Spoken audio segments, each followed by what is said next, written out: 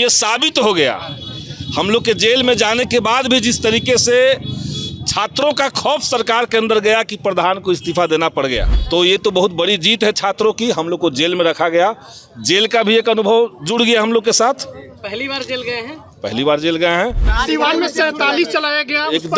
एकदम सरकार का ये रवैया दिखा रहा है कि आप अपने बच्चे को आतंकवादी समझते हैं। बड़ी संख्या में लोग निकले हैं, लेकिन जिस तरीके से गिरफ्तारी के समय पटना के थानों ने जो रवैया छात्रों के प्रति अपनाया वो बेहद शर्मनाक है। छात्रों के साथ गाली गलौज किए गए, मारा गया, पीटा गया, स्टीरियोटाइपिंग जो स्टेट का अपना है वो सब छात्रों के ऊपर किया गया।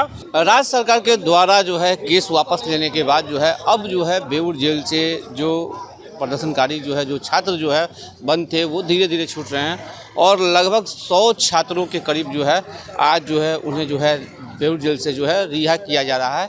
और चूंकि अभी संदीप सौरभ जो भाकपा माले के पालीगंज से विधायक हैं, वो सबसे पहले पूरे प्रकरण पे क्या कुछ कर रहे हैं वो आपको हम सुनवाते हैं।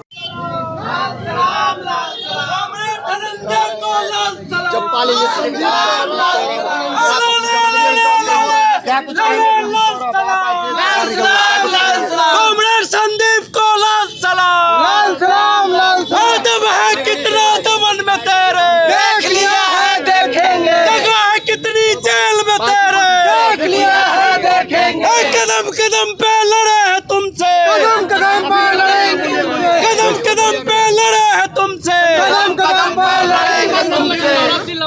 बाद आप जेल से बाहर निकले हैं, देखिए सरकार को जो सूझा कि हम लोगों को जेल में डाल देंगे तो डर का माहौल बन जाएगा, छात्र नौजवान अपनी बात कहना भूल जाएंगे, तो ये साबित हो गया हम लोग के जेल में जाने के बाद भी जिस तरीके से छात्रों का खौफ सरकार के अंदर गया कि प्रधान को इस्तीफा देना पड़ गया। अगर प्रधान इस्तीफा नहीं दिए होते तो प्रधानमंत्री नहीं बचते। अगर धर्मेंद्र प्रधान इस्तीफा नहीं दिए होते तो आज देश के अंदर प्रधानमंत्री भी नहीं बचते, उनको भी जाना पड़ता। तो ये तो बहुत बड़ी जीत है छात्रों की। हम लोग को जेल में रखा गया, जेल का भी एक अनुभव जुड़ गया हम लोग के साथ। पहली बार जेल गए हैं? पहली बार जेल गए हैं, जेल का अनुभव लेकर के आए। जेल में तो आंदोलन से पहले उठा लिया गया। अब देखिए किस तरह के आरोप में उठाए गए। पूरे आंदोलन के दौरान एक जगह भी कहीं कोई हिंसात्मक घटना में हम लोग का हाथ नहीं था, बल्कि हम लोग कंट्रोल कर रहे थे और लगातार मीडिया के साथियों के सामने थे। इसके बावजूद जिस तरीके से फर्जी मामले बनाए गए और एक नहीं 10-10 केस किया गया, आप लोग को ये भी बताएंगे। हमारे ऊपर जो केस हुए, धनंजय हैं आयशा के अध्यक्ष बिहार के, इनके ऊपर जो केस हुए, एक केस नहीं हुए, 8-10 केस में सरकार ने चाहा कि खौफ बना दें, डर बना दें, लोग लड़ना छोड़ दें, छात्र नौजवान अपनी बात कहना छोड़ दें। और ये समझ लीजिए कि जो छात्रों का आंदोलन हुआ, सड़क पर जो लोग निकले, केवल नीट पेपर लीक का मामला नहीं है। छात्रों के अंदर जो आक्रोश है, जो गुस्सा है, सरकार से नाराजगी है, वो बहुत पुरानी है, वो तमाम सवालों को लेकर के। संदीप जी, 2 जीत हुई है। एक तो धर्मेंद्र प्रधान ने इस्तीफा दिया और दूसरी सबसे बड़ी जीत कि छात्रों को रिहा कर दिया जाएगा।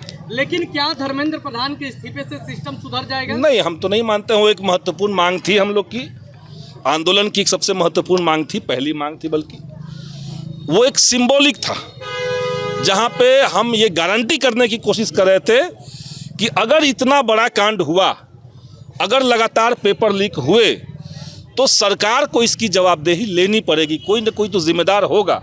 ऐसा नहीं हुआ कि पेपर लीक हो गया, 21 बच्चों ने आत्महत्या कर ली और इसकी जवाबदेही किसी की नहीं बनेगी। तो एक तो जवाबदेह सरकार के अंदर से हम लोगों ने चुना।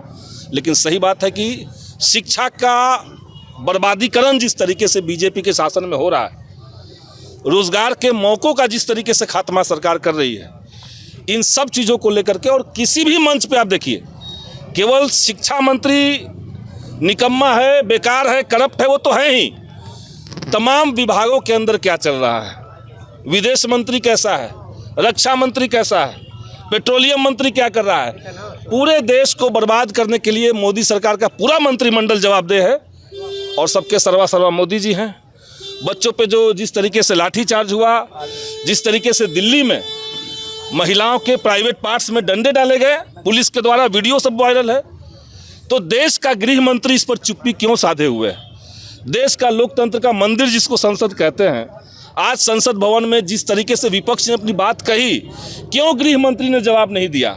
ये सब बातें देश के युवा, देश के नौजवान देखते हैं, समझते हैं और वो इस सरकार से सवाल पूछना चाहते हैं। आप उनको केवल धर्मेंद्र प्रधान का इस्तीफा से सोचिए कि खामोश हो गया, तो अभी हम लोग केवल ठहरे हैं। बड़ी लड़ाई की ये शुरुआत हम लोगों ने किया है। अभी बिहार के अंदर आंदोलन और तेज होगा, संघर्ष और बढ़ेगा। आरोप लगाया आप पर कि आपने छात्रों, अरे आप लोग सब लोग देखे हैं, छात्रों को भड़काए हैं कि नाराज माने छात्रों को और अनुशासित करने की कोशिश किए हैं। बल्कि हमने तो प्रेस कॉन्फ्रेंस करके और पूरे बिहार के छात्रों से अपील किया था कि आप आंदोलन को शांतिपूर्ण तरीके से कीजिए, शांतिपूर्ण आंदोलन कीजिए। जो मीडिया के साथियों से नाराज़गी आपकी है, आपको सड़क पे जो लोग माइक लेके चलते हैं वो नहीं है। जो मीडिया से आपकी नाराज़गी है वो दिल्ली में बैठ कर के सरकार से सेटिंग कर लेते हैं, वो अलग आदमी है। जो ग्राउंड पे रिपोर्टिंग करते हैं वो हमारे और आप जैसे लोग हैं। ये भी हमने छात्रों को समझाया। तो सरकार का ये सब जो आरोप है वो सब जानते हैं आप लोग किस लिए है। सीवान में 47 परिजनों का आरोप है कि जो छात्र अंदर हैं उनको खूंखार कैदियों के सेल में रखा गया था, उनके साथ मारपीट जैसी संभावनाएं। कुछ छात्रों की शिकायत हो सकती है, लेकिन मैं बाहर से जितना जेल को खतरनाक मानता था, मैं इस बात के लिए खुश हूँ कि मुझे जेल में डाला गया। एक और दुनिया हमें देखने का मौका मिला और जीवन के अनुभव में एक नया अध्याय, जेल का जो अनुभव है वो जुड़ा। हम जेल से खुश होकर निकले हैं बाहर, यही आप लोग को बता रहे हैं। सीवान में 47 चलाया गया, एकदम सरकार का ये रवैया दिखा रहा है कि आप अपने बच्चे को आतंकवादी समझते हैं। और भले ही धर्मेंद्र प्रधान का इस्तीफा हो गया, लेकिन सिवान में जो AK-47 चला है वो केवल उस व्यक्ति की जिम्मेदारी नहीं बनती है जो AK-47 चलाया, बल्कि किसने उसको ऑर्डर दिया AK-47 चलाने का। सिस्टम के अंदर वो कौन व्यक्ति है जो अपने ही देश के नौजवानों के ऊपर जो अच्छी शिक्षा की केवल मांग कर रहे थे उस पर आपने AK-47 चला दिया।